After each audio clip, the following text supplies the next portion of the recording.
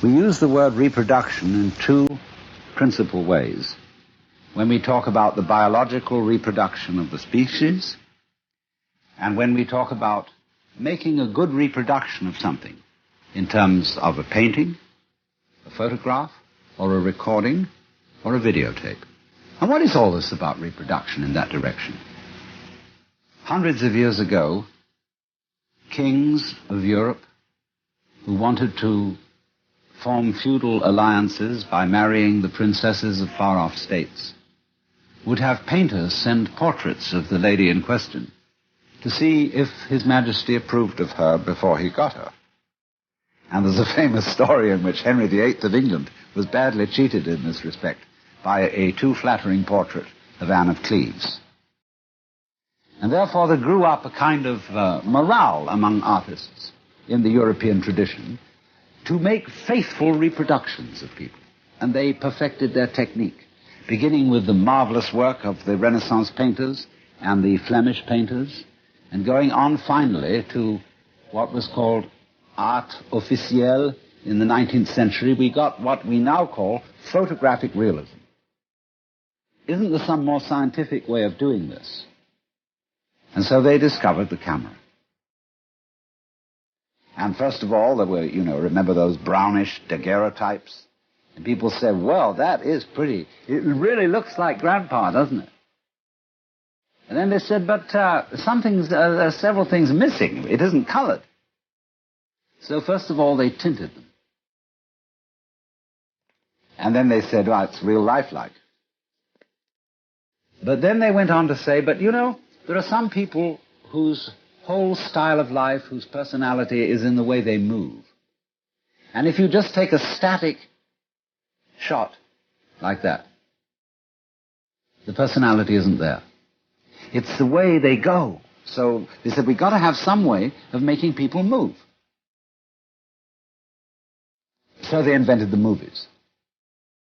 And I remember when the first movies came out, they were all going da-da-da-da-da-da-da-da-da-da-da-da. Everybody was going, in a jerky way. Then they smoothed it out and they said, oh, that's real lifelike. But they said then, but there's another thing about reproducing people, which is that they talk. And a whole lot of their personality is in the voice. So can't we have them talking at the same time that they move? So they invented the talkies. And then to get it more lifelike still, they colored them. They said, wow, now we're really getting somewhere. Then, to make it even more real, they put it in 3D. And you had to wear sort of spectacles over your face to see it that way. But then they went on to say, why is it that every time we want to see one of these things, we have to go down to the center of town? Can't we have it all at home? And so television came on. And in television, they first of all started out with black and white, and it was kind of like Robert Benchley once described the cuts in French newspapers as all looking as if they'd been made on bread. Well, that was television at a certain period. And then they improved it, and then they colored it, and that's where we are now. Not quite. Because somebody has come out with the thing that we shall all be seeing soon, which is the hologram. A television image produced by laser beams, where you see a three-dimensional figure out in the air in front of you. I say, isn't that marvelous? Whew. And then, but of course, when you go up to it and you put your hand on it, your hand goes right through it. You can't touch it. And you see, that was always the trouble with television. Because you look at whatever you're seeing behind a screen. It's intangible, it doesn't smell, and it won't relate to you. So these are further problems to be solved in the techniques of electronic reproduction. And they'll do it. They'll first of all manage a way in which the electronic emission sources can solidify and make the air vibrate so that you'll go up and you'll touch the figure and you won't be able to push your hand through it because the air will be going faster than your hand. Imagine that.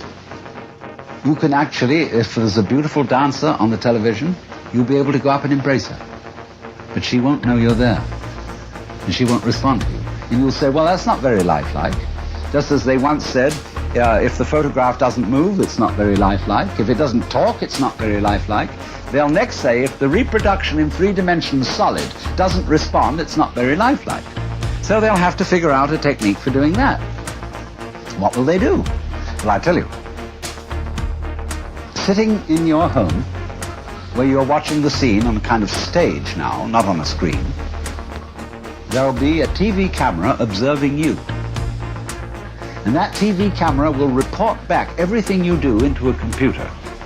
And the computer will so manage each bit of information, that's to say, each tiny little granule unit of information going into the image that you're looking at, that it will immediately decide what is the appropriate response to the approach that you are making to the image. Won't that be crazy? You know, she may slap you in the face and she may kiss you. You never know. But then, to say, now, this is still not really the kind of reproduction you want. What we wanted when we looked at this scene is to be able to identify with one of the characters.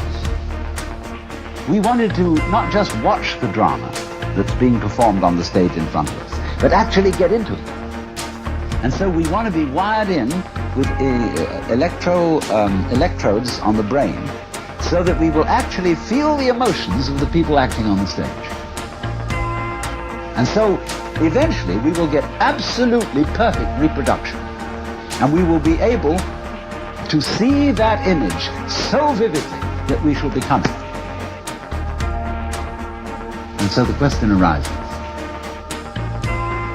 could that be where we are already?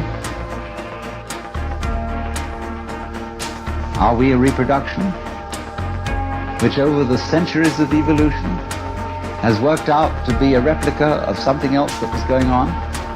And we are where we always were?